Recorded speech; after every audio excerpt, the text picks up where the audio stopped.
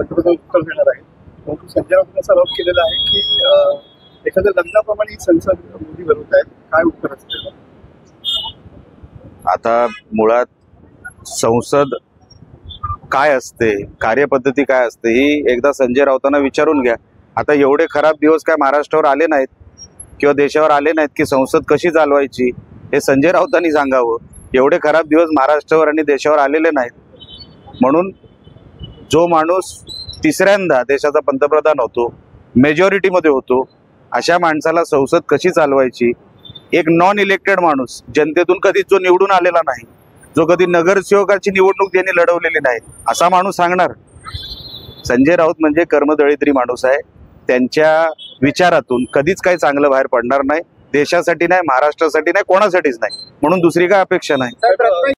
कामाक्षी देवींचे कापलेले शिंग या ठिकाणी आणून सोडले शिंदेनी असा आरोप संजय राऊतांनी केलेला आहे.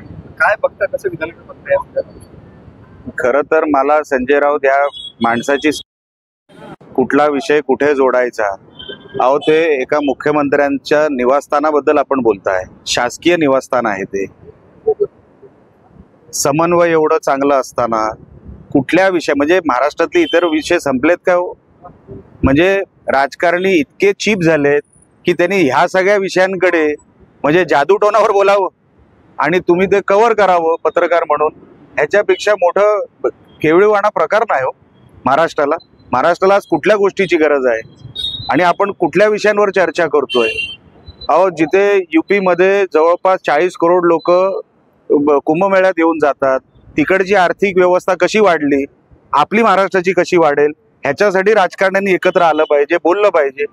हा संजय राऊत जादूटोण्यावर बोलतो काय? म्हणजे मला आश्चर्य वाटतं असा माणूस म्हणजे नकाशावरच नसेल जगाच्या, एवढा नेगेटिव्ह आणि एवढा फालतू बोलणारा माणूस.